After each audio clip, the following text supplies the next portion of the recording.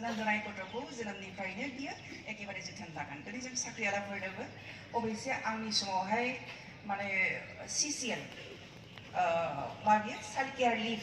दिनै CCL होयो 6 दानारि बा सासे बिमाया सासे गथ'नि नामावहाय गोबां सम CL आव थानो हायो माने लिभ लानानै थानो हायो खिन्थु आंनि समाव आं जेब्ला गथ' जोनोम होदोंमोन बे समावहाय जोंहा साख्रियाव मोनसे नियम दङमोन सानैल' जों गथ' खांनो हागोन आरो बे सानै गथ'नि थाखाय आंनि समाव बिमाया 2.5 मासल' सुटि मोनोमोन आरो बे 2.5 मासखौ आं सासेल'थ' जोनोम जायाना हयथ' उनाव जोनोम जाबावनो हागौ बे हिसाबै आङो माने खावनैबो खावदों अब्ला बे 2.5 मासखौ 2 दान 15 सान 2 दानाव बेसेबां 60 जाहैबाय 60 आरो 15 सान 75 बे 75 सानखौ आं सानै गथ'आव राननानै आं गथ'फोरखौ खांबोनो मोनदों खिन्थु दिनैहाय जोङो डिमान्ड होयै जों साख्रियाला लेखा गोरों सुबुंफ्रा आइजोफ्रा डिमान्ड होयै दिनैहाय बियो माने चाइल्ड केयार लिभ होननाय मोनसे माबाखौ सोरखारा पास खालामनानै होबाय आरो बे हिसाबै दा सासे गथ'आव जोंनि साख्रि मावनाय आइजोफ्रा 6 दान सुटि मोनो 6 दानसिम गथ'आ एसे मा बियो ओंखाम जाहैनो हानाय जायो खिन्थु आंनि समावहाय आं बे खाबुखौ मोनाखै जायनि थाखाय आं गोबां खस्थ' खालामनानै आङो साख्रिखौ आं मावनो नांदों आरो दिनैहाय नोंथांमोननि सिगाङाव फोरमायबाय दा बेफोरबायदि बिबान आरो जोंनिया दा नों साख्रिखौथ' गारनो हाया दिनैनि जुगाव साख्रि गारनानैथ' संसार सोलिनो हाला दहाय जोंनि बेखेवगिरि बुंथिगिरिया बुंलांखादों दिनै हिनजाव आरो हौवा बयबो समान समान खामानि मावनांगोन मोजां न'खर दैदेननांगौबा जों समान समान खामानि मावनानै समान समान रांखान्थिनि बेलायावबो जोङो मा बिबानखौ जों बानफुंनांगोन बे हिसाबै आंबो बेबायदिनो खस्थ' खालामनानैब्लाबो आंनि खस्थ'आ जेबो नंला अब्लाबो आङो मा आंनि साख्रिखौ आं कन्टिनिउ खालामबाय थादों बे गथ' गोरलैखौ लायै लायै आङो क्लास खालामहैदों जायफ्रा आंनि बेयाव हयथ' आंनि फरायसाफोरबो थानो हागौ बे समावहाय जायफ्रा आंखौ नुदों बिसोरो बुंदों दाख्लै आंनि सुंथिया गोसोआव दं खोमा रिता बर'आ बे समाव रिता बर'खौ आं फोरोंनो मोनदों जेब्ला आंहा नैथि फिसाया एकदम गोरलै बे गोरलैखौ लानानै आंहा सुटि गैया नालाय जिहेतु गथ' गोरलैखौ लानानैनो आं क्लास खालामनो थांदों आं सुटिबो होला अफिसारा इउनिभार्सिटिया सुटिबो होला दा बेबायदि अबस्थाखौ बे रिता बर' जोंनि सासे गागि लिरगिरि गाटंला कलेजाव बिथाङाबो मेडाम आरो बे मेडामा दाख्लै जोंनि जोंहा बर' आइजो लिरगिरि गौथुम दङ आरो बेवहाय जोंनि जि गायसनथायारि हाबाफारियाव गाहाय आलासि महरै नुजाफैनानै बिथाङा आंनि बाथ्राखौ बुंनो हागौ जे बे मेडाम इन्दिराखौ बिराद खस्थ'यै जोङो क्लास लाहैनाय एबा डिउटि खालामहैनायखौ जों नुनो मोन्दों होननानै बिथाङा गावनि बिबुंथियाव बुंलांदों दा बेफोरबायदि आरो जों बिराद खस्थ' खालामनांगोन आरो बे खस्थ' खालामनो हानाय केपासिटिया जोंनो बिमाफोरनो हरखायो जों आइजोफोरनो हरखायो मिथिगौ ना जों आइजोफोरा बेसेबां खस्थ' खालामनो हायोना जों गथ' गोरलै समाव उन्दुनो मोनोना मोना बेखौ समाजाव हौवा हारिया मिथिनाय नङा जेब्ला जों गथ' गोरलैखौ जोनोम होगोन बे समाव जोंहा उन्दुनाय पुरा टटेलि बाद जों उन्दुनो मोना बिनि खिनाय हासुनाय जों बोखारनांगौ बिनो जाहोनांगौ लोंहोनांगौ ना जोंनि फिसायफ्रा जोंनि हौवाफ्रा बेफोर खोथाखौ मिथिनो मोना अब्ला जोङो जोंनि बिमाफ्रा बै समावहाय गथ' सथ' बियो आंहा उन्दुगोनहाय होननानै थायोब्ला जों थानो हागोन ना हाया बैफोरबायदि बिबानखौ जों माबायदि बानबोदों बेवहाय सोरबा बिराद गिदिर राजखान्थिगिरि सोरबा बिराद गिदिर साख्रियाला सोरबा जाम्बि होननानै खुनु डिफारेन्स गैया बे गथ' खांनाय बे गथ' खांनाय बिमा हिसाबै नोङो बिमानि बिबानखौ नों मावफुंथारनांगोन खि मावफुंथारनांगोन दा बेखौनो होननानै बुंदों मानोना सासे गथ'आ जोनोम जानायनिफ्राय फरायसालियाव थांजासे बिमाजोंनो गुलि गुलि बांसिनै थायो बे समाव जुदि बिमाया मोजां रोखोमै बिबान लानो हाया एबा बिफाव लानो हाया अब्ला गथ'आ गोबां गियान सोलोंनायनिफ्राय जानगार जालांनांगोन आरो जोङो सोलोंथाइ लानांगोन सोलोंथाइ थानाय बिमायासो सोलोंथाइ गोनां बिमायासो गथ'फोरनोबो नांगौ रोखोमनि सोलोंथाइखौ होनो हागोन माने सोलोंथाइ लानाय बिमा आरो सोलोंथाइ बिमानि माबाखौ नायोब्ला जोङो फारागथिखौ नायोब्लानो जों बेवहाय हमनो हागोन जे सोलोंथाइ गैयि बिमाफ्रा गावनि गथ'खौ माने खांनायाव गोबां बिथिङावनो बियो फेलें जानो हागौ खिन्थु सोलोंथाइ गोनां बिमाया गावनि गथ'खौ फेदेरनाय फोरोंनायावहाय जाफुंसार जानो हागौ दा बै न'खर गंसेखौ जाफुंसार होनोब्ला गथ'खौ नोङो मोजां गियान होनोब्ला नों बिमायाबो सोलोंथाइ गोनां जानांगोन बेबो जोंनि मोनसे मावनो गोनां बिबान होननानै आं लिरदों आइजो एबा बिमाफ्रा सोलोंथाइ लानानै मोजां आखल गियाननि बोसोनफोरखौ बे खामानिनिफ्राय बोसोनफोरखौ बै समनिफ्रायनो गथ'फोरनो सोनानै होनांगौनि गिलिर बिबान दङ जोनोम जानायनिफ्रायनो गथ'फ्रा आरो जों माने खोनायो एबा लेखाफ्रावबो लिरनायखौ जों मोनो फरायब्ला जों बिमानि गोरबोआव थानायनिफ्रायनो गथ'फ्रा माने गियान सोलोंबोखायो बेनिखायनो बै गोरबोआव थानाय बिमाया जे मोजां सोलोंनांगौ मोजां रायलायनांगौ मोजां खोथा बुंनांगौ जेब्लाबो मिनि खुसि थानांगौ होननायफ्रा आरो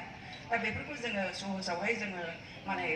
बिबानखौ जों बानबोनो हाया खिन्थु गोरबोआव थानाय लोगो लोगोनो बिमानि गोसोआ खोब उदां जानांगौनो खोब मिनि खुसि थानांगौ अब्लासो बै जोनोम जागोन गथ' गोरलैयाबो मा जायो मिनि खुसि थानांगौ मिनि खुसि थानो हायो एबा गियानि जाबाय होननानै बुंदों आरो बेनिखायनो बै गोरबोआव थानाय समनिफ्रायनो जोंनि बिमाफ्रा जुदि सोलोंथाइ गोनां जायोब्ला गावखौनो गाव जोथोन लानो रोंगोन गावखौनो गाव गियान होनो रोंगोन आरो बे माने गोरबोआव थानाय गथ'आबो अट'मेटिकलि गियान गोनां जालांखागोन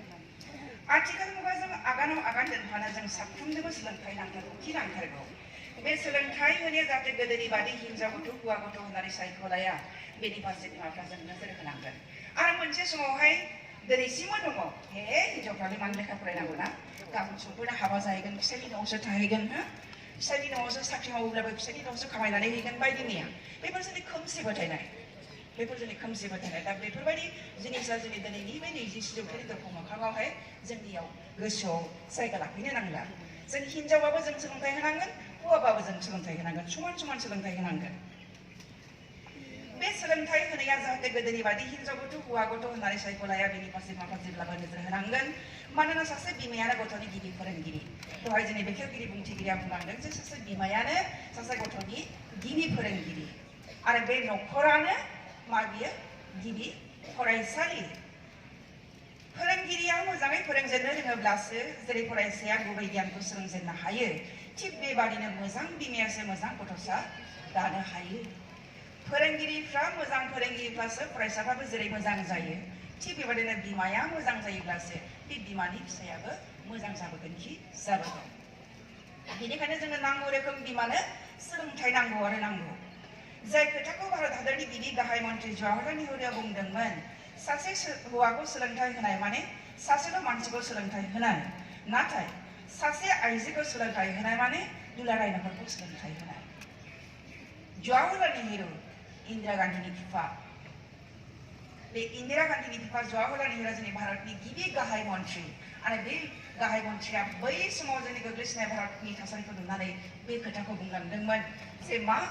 सासे हौवाखौ सोलोंथाइ होनाय माने बे हौवा सासे मानसिखौल' इन्डिभिजुअल सासे मानसिखौल' जों सोलोंथाइ होनाय खिन्थु सासे हिनजावसानो जों जुदि सोलोंथाइ होयोब्ला बे हिनजावसाया मा मोनसे समाव सोरनिबा बिहामजो जाहैगोन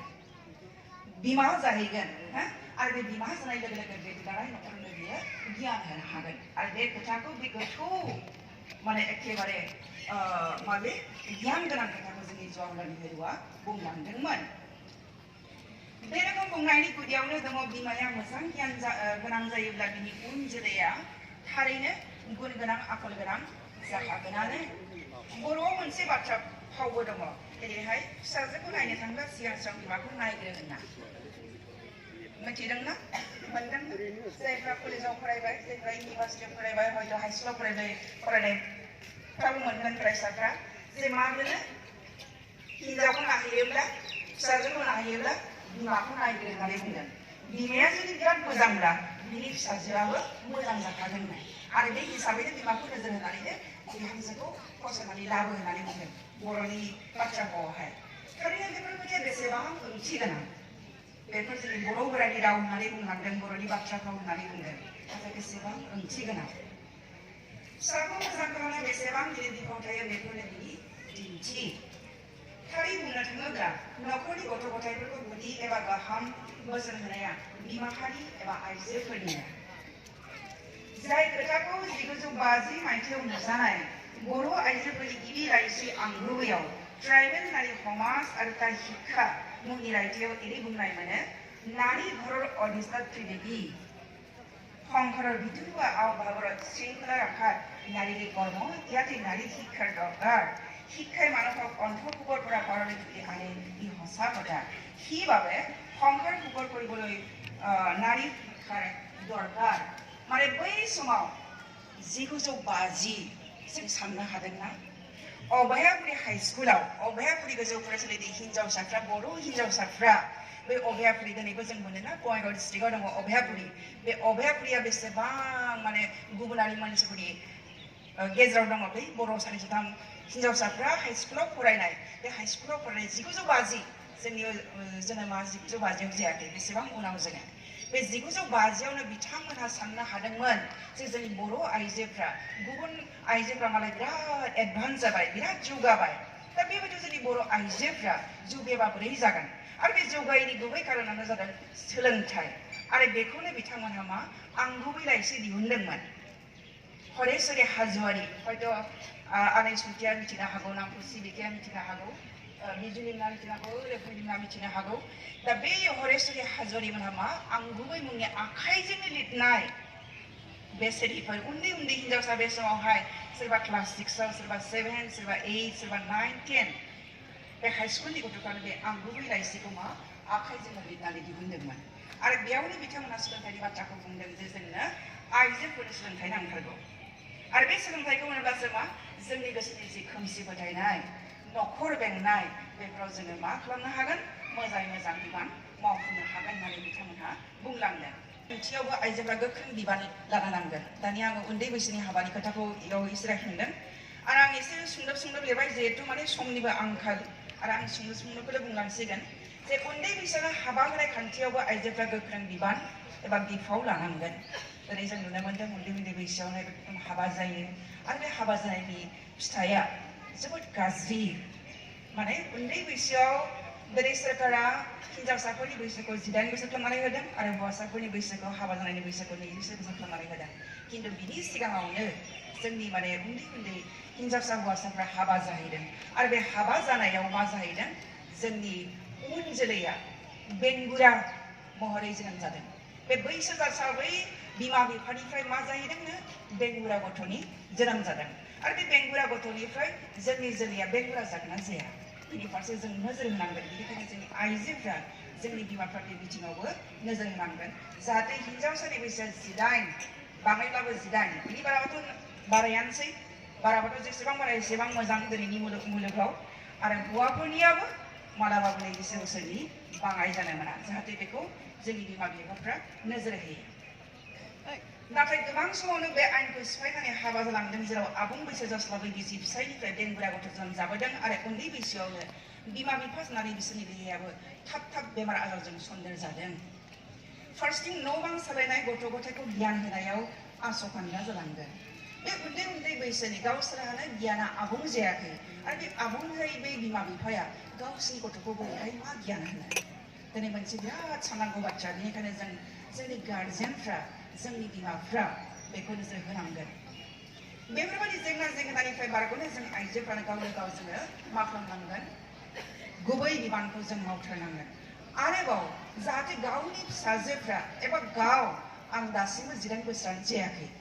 आं 18 बोसोर जायाखै आं हाबा जानो हानाय नङा बे सानस्रिखौ जोंनि हिन्जावसाफ्राबो सोलोंनानै लानांगोन गावखौनो गाव जों सांग्रां खालामनांगोन बिमाफ्राथ' जों सांग्रां जाखानांगोन आरो गावबाबो व्यक्तियाबो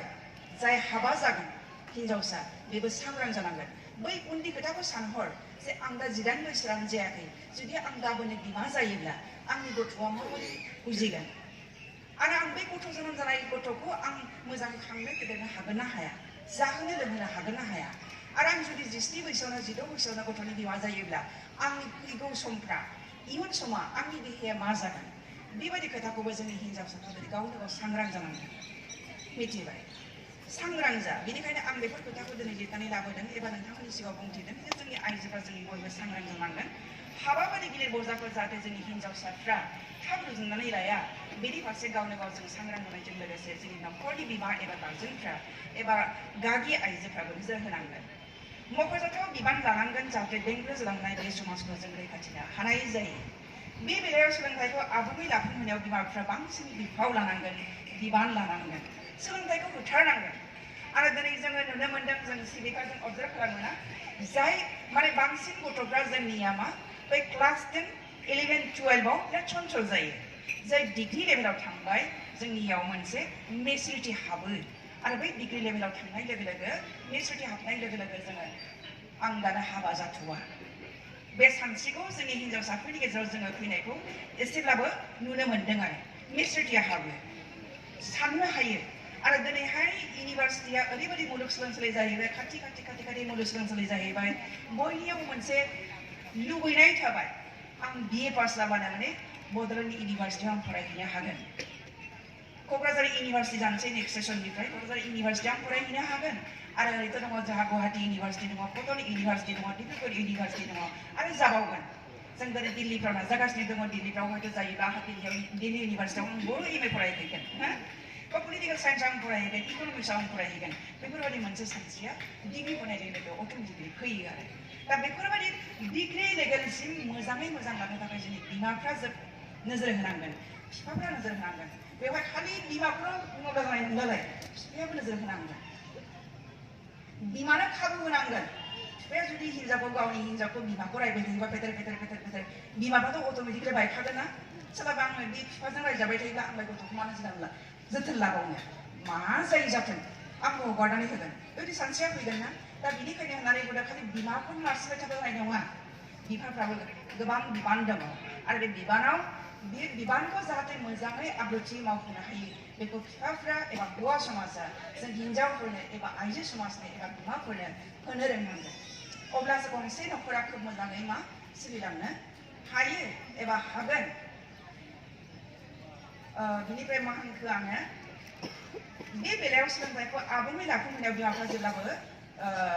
गुबै रलखौ एबा बिबानखौ लानांगोन थारैनो उन्दै बैसोआव हाबा जानाय खान्थिखौ बोस्रांथारनायाव आइजोफ्रानो मैखोम बिबान लानो हायो बे खोथाया अराय सैथो गावनो गाव सांग्रां जायोबा जों इन्डिभिजुवेल जों व्यक्तियानो हाबा जागोन हिनजावसाया जुदि सांग्रां जायोब्ला बेजों लोगोसे बिमाया थाफाबाय न'खरनि गार्जेनफ्रा थाफाबाय बेबायदियाव बहा बियो उन्दै बैसोआव हाबा जाहैबावनो दा गावखौनो गाव सामलायनांगोन गावखौनो गाव बियो बुंनांगोन आं हाबा जाथ'वा बे सानस्रिखौ बे जेब्लाबो गोसोआव लानांगोन सिगाङावनो बुंबोनाय जाखादों दि समाज मोनसे एबा न'खर गंसेखौ मोजाङै मोजां दैदेननांगौब्ला हौवा आरो आइजो मोननैहाबो गिलिर बिबान दङ गोदोनि समा गोमालांबाय जेराव हौवाफ्रा बाहेरायाव खामायनानै लाबोनांगौमोन आरो न'खरनि आइजोफ्रा बेखौ गथि बाहायनानै न'खर संसारखौ दैदेननो गोनां जायोमोन गोदोनि समा गोदो खिन्थु दिनैनि समा दिनै नाथाय आथिखालाव समा गोबां सोलायलांबाय दिनै आइजोफ्रा लेखा रोंबाय गोरों गोरा जानो हमबाय दिनै आइजोफ्रा हौवा एबा फिसायनि खामायनायखौ लामा नायोब्ला